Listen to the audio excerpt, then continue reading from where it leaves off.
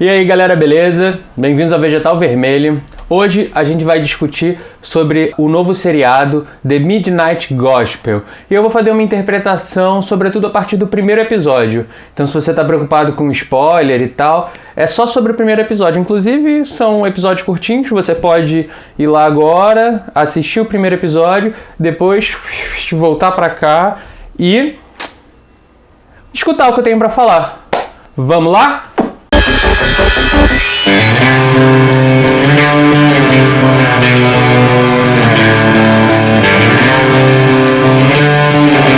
Eu assisti esse primeiro episódio e ele me lembrou de um texto que eu li faz um tempo. Vou colocar o link do texto aqui embaixo.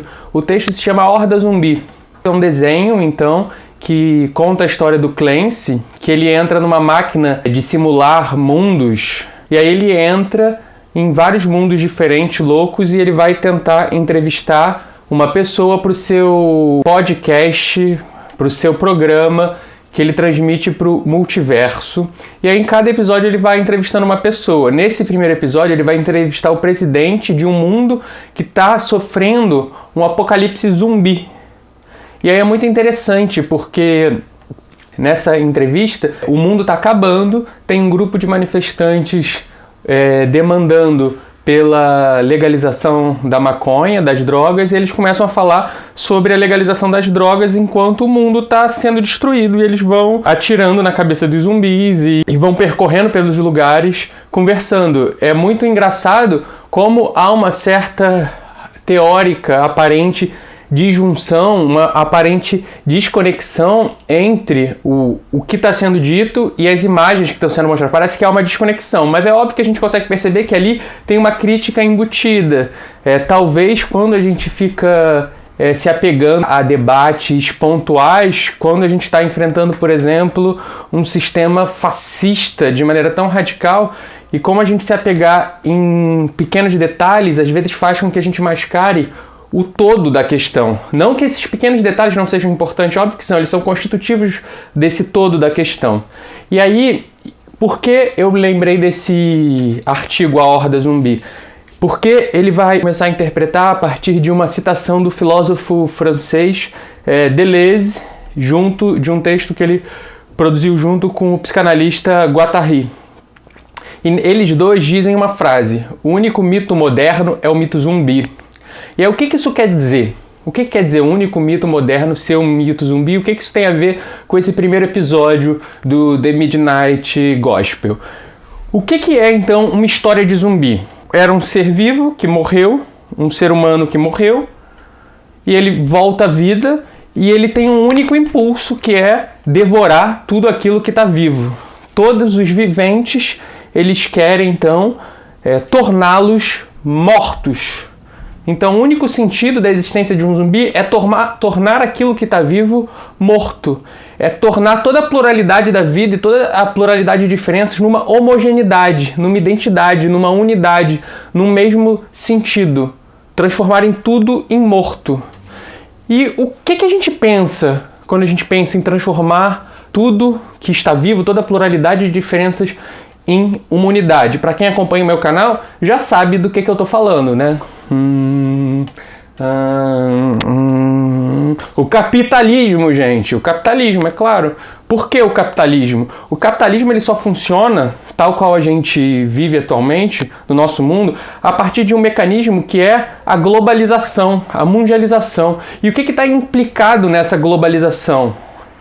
Está implicado uma ideia de uma homogeneização no mundo, que todo mundo tenha um McDonald's na esquina, que todo mundo tenha um Starbucks na esquina, que todo mundo assista vídeos no YouTube e que todo mundo exista de uma mesma forma. E mais do que isso, que todo mundo deseje viver dessa forma.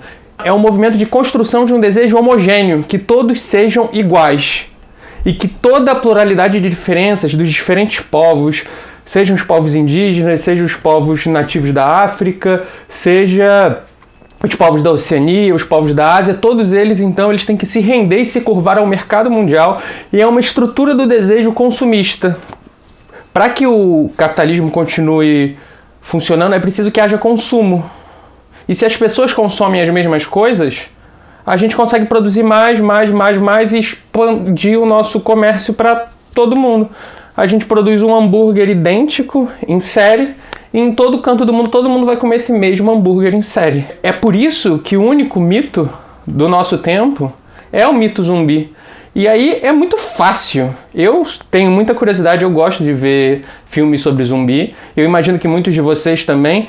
E por que será que a ideia de zumbi instiga tanto a nossa imaginação?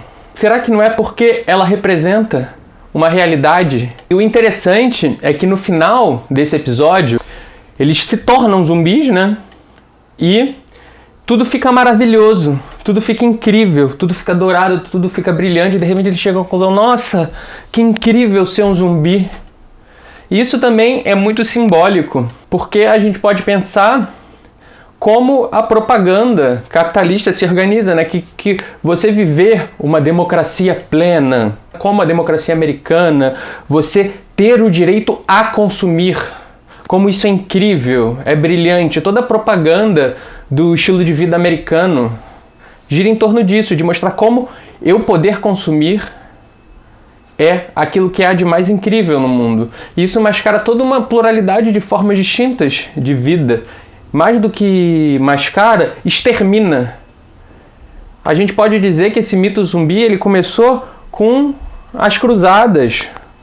O colonialismo foi o primeiro passo para que a gente conseguisse implementar um mercado mundial. Então toda a violência colonial sustenta esse mundo que é o nosso atual. O interessante de mostrar essa dicotomia entre, de um lado, você discutindo a legalização da maconha, de outro lado, um apocalipse zumbi, sei lá, o fascismo, o capitalismo se expandindo por todo canto e matando todo mundo, enquanto a gente está discutindo a legalização das drogas, é interessante não para dizer que a gente vive num momento esquizofrênico em que a gente está preocupado em debater coisas triviais que não são importantes. Não, essas coisas triviais são importantes também, mas a gente não pode nunca subsumir esses debates triviais ao próprio capital, à própria lógica do capital. Então é importante, inclusive, que haja essa ruptura entre esses dois momentos, porque se você disser, então, a gente vai emancipar todos os movimentos identitários e tal, a emancipação deles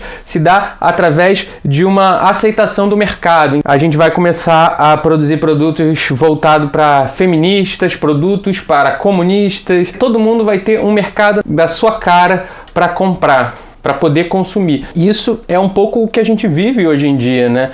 A gente acaba, todos os regimes, todas as lutas, elas acabam se rendendo a uma luta por ter direito de fazer parte de algo já instituído. E eu acho que a grande questão é que a gente pode fazer esse movimento duplo, e para que haja algum tipo de emancipação é necessário que haja um movimento duplo.